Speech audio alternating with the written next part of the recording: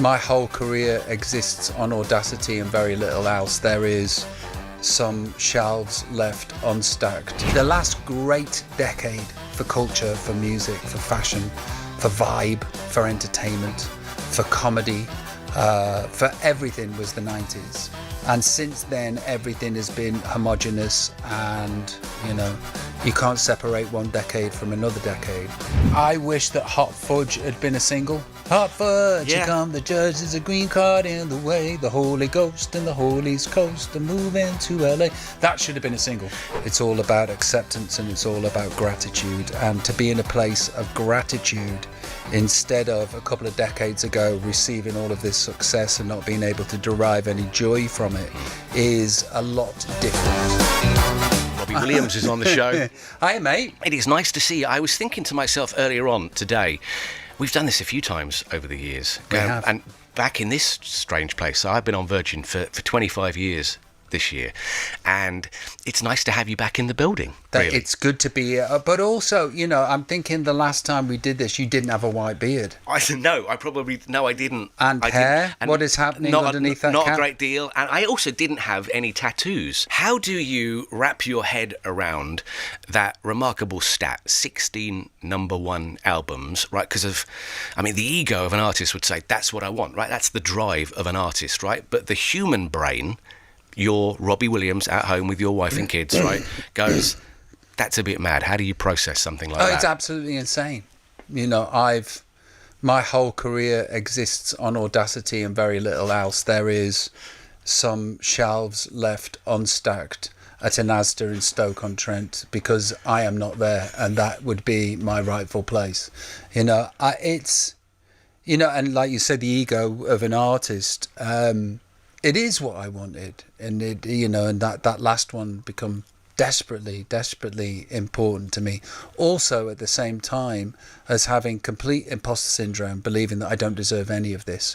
But that has abated somewhat because this last week I was like, okay, we've done this shtick where I don't deserve any of this, and it's appalling that it's happened to me. Why don't we try this? Why don't we just try and sit in the midst of it and be really appreciative and grateful that it's happened to you, instead of giving yourself a British hard time for achieving success. And that's where I'm at. I'm at a very calm, statesman-like period for the last week or so where this record has existed, where I sit in it and just have a sort of whimsical smile, and I try to open my heart to it, and I'm achieving, I don't know, some growth within myself. Well, isn't that maturity? Because I did Virgin Radio first time around, and then I left Virgin Radio and had a bit of a meltdown, frankly. And so, if I'm totally honest, and then I come back here into this building, and you see this studio, and I get to do it all over again. And actually, what I have really is gratitude. I'm just grateful for coming in here, talking to people like you, working with the people. We're at that part in our lives where, if you've learned anything, it's all about acceptance and it's all about gratitude. And to be in a place of gratitude instead of a couple of decades ago receiving all of this success and not being able to derive any joy from it is a lot different. And I am so pleased and grateful to be 51 and not 22. You and me both. I want to talk briefly about the fans as well, because I was talking to a girl I used to go to school with called Lucy. Lucy and her husband, Matt. So I went to school. I went to sixth form school with Lucy, and when they said, Rob's going to come on the show, I was like, I'm going to talk to Lucy, right? And I said, have you got any questions for some fans? And we'll get onto some of those in a second. But the fan base that you have, and all artists have a fan base, of course they do, right? But your fan base is so incredibly loyal. And, it takes a lot to be a fan, to go to shows, to fly around the world. The fan base is quite diehard, quite special. A lot of people a long time ago decided that I was their musical football team. And they've followed me through the trials and tribulations, the successes and the near deaths of my life. And I never really have a face of a fan in my mind when you talk about the people that have supported me and bought my tickets and come to shower me with love. All I have is a feeling. You know, you say fans, I have a feeling of what that feels like. And we're kind of like, I don't know, it's like I'm an errant family member. I am their favourite cousin. I am their cheeky brother.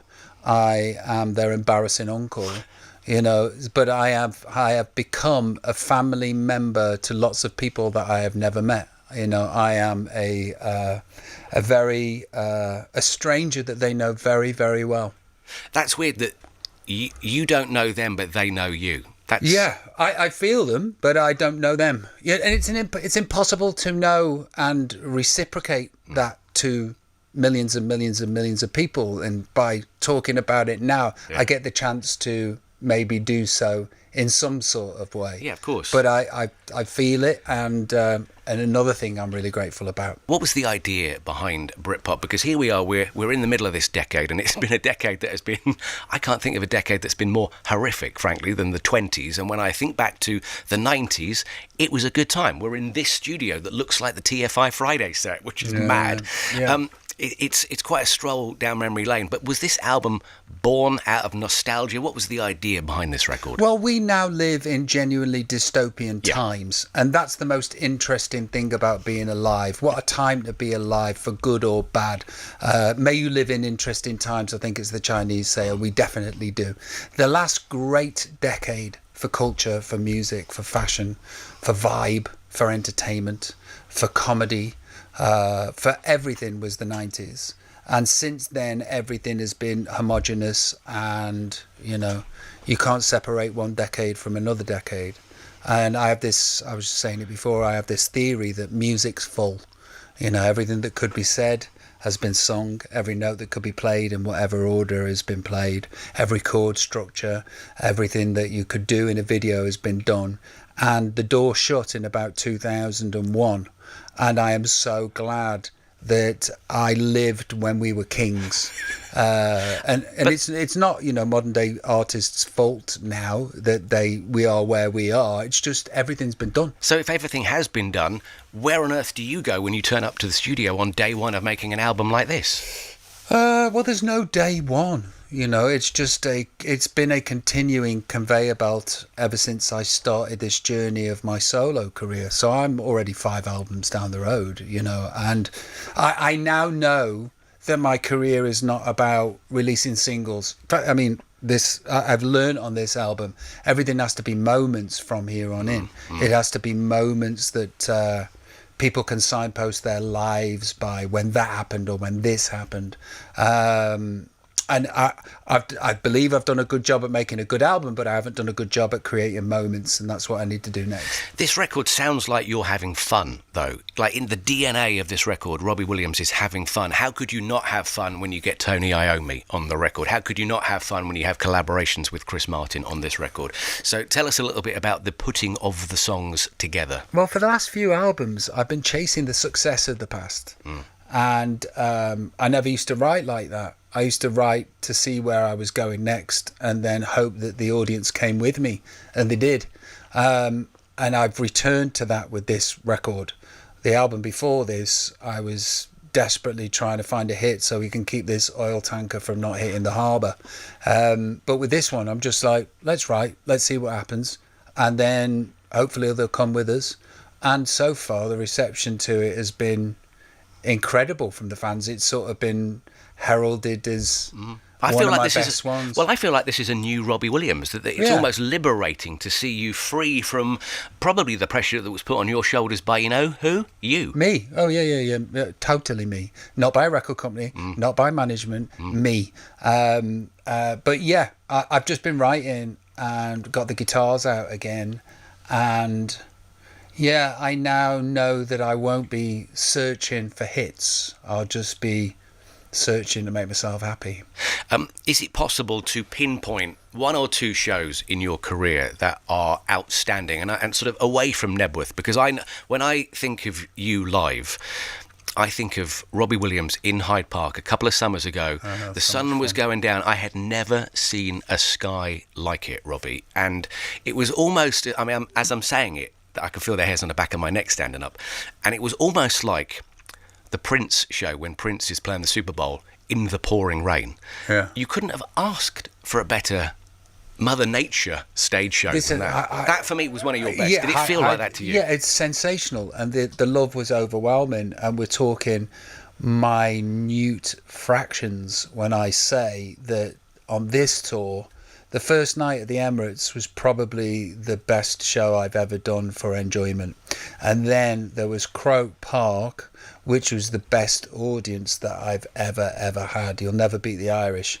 And the Hyde Park shows are just unbelievably spectacular and feel wonderful, and you feel enveloped with love, and everybody seems to be incredibly happy that I'm there, and that was wonderful in itself. But then there's these odd gigs that just pop out and go, wow, what a time to be alive.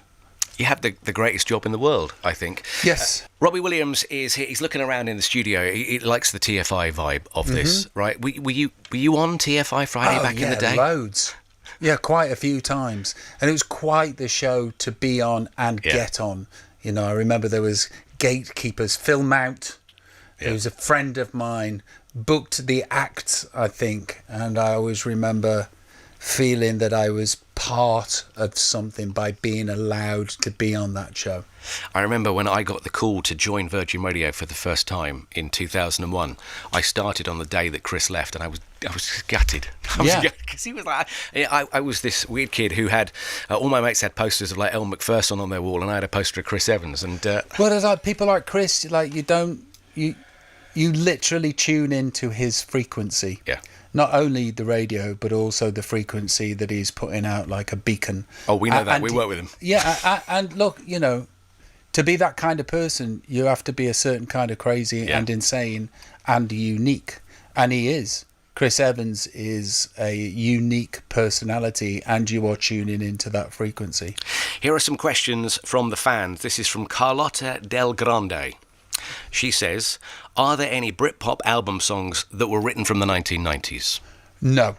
Thank you, Carlotta. There's your answer. Claudia from Germany says, if you could make any song from your back catalogue more famous or more successful, which one would it be and why? Which one got away, Robbie? Which one got away? Do you know what? I wish that Hot Fudge had been a single. Hot fudge, here come the judge, there's a green card in the way, the Holy Ghost and the Holy Coast are moving to LA. That should have been a single. So lyrics, can you remember all the lyrics? Like when you can't. Okay, no, so there are certain... I have to have auto cue. That was well done. Thank you. Well done. Yeah, but I mean, I can do bits and bobs. But I have auto cue at the gig, and I it's like having a safety wire. Oh, yeah. It's like I know it. But I've had moments on live TV where I've completely forgotten the words and completely forgotten the melody, and that gives you that's when you realise the colour of adrenaline is brown. I write everything down. I write everything down on the show for this, and people come in and go, "Why have you written it all down?" Because at any point I might just forget that I'm on the radio when I'm doing this show. This is a tightrope walk act. Yeah, and you and I think are cut from the same cloth. My gig, you know, we could fall, and I could cause an international incident at any moment. I could end my career at any moment. Likewise. And that's the anxiety that I'm walking with and talking with at all times. But it's quite a thrill, though, as well, isn't it? It's amazing.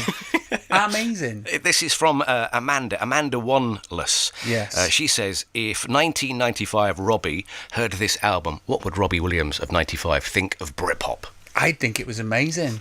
Yeah, he really, really would. He'd really enjoy it and be amazed that it exists. Because this was the album that you wanted to make, really, wasn't it, when you left? No, this is the album. I thought to myself, I'm going to go back in time. I'm going to leave Take That in my mind. And what would I write now, knowing what I now know? And what I realised the other night, sitting in a hot tub in Dubai, listening to it back with Carl and Owen that I wrote and produced a lot of the album with. Good work, chaps. Thank you. That I have created what should have been my second album.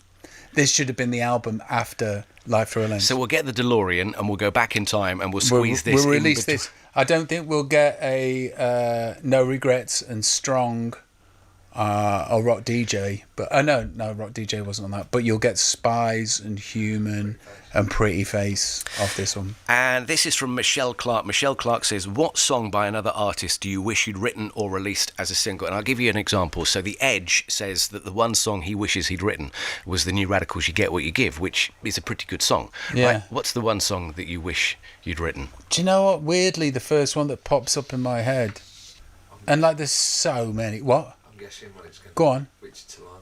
Oh, I mean, yes, of course. Right. Wichita Lineman is my favourite song. I wish I was Jimmy Webb, basically. I wish I could write songs like Jimmy Webb. It's my favourite song, but not the one that I would. And like, weirdly, and I don't know why, it's Yellow by Coldplay. Great choice. I don't know why. Yeah, you can't go wrong with that. Because and you know, Spies, Jane, and I just want. Do these people exist, or are they voices in our heads? No, they truly exist. I can see them. I think that they exist. They've been, and if they haven't, they've been in my head for a very long time.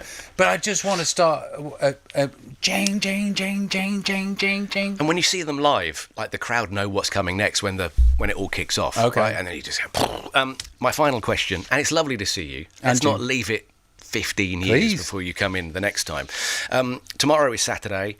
What does a Saturday involve? Saturday's the best day of the for week. Robbie Williams. Yeah, of course, immersed in the bosom of family. In the bosom of family and football, and that, and you know, you never escape the feeling that it's not a school day.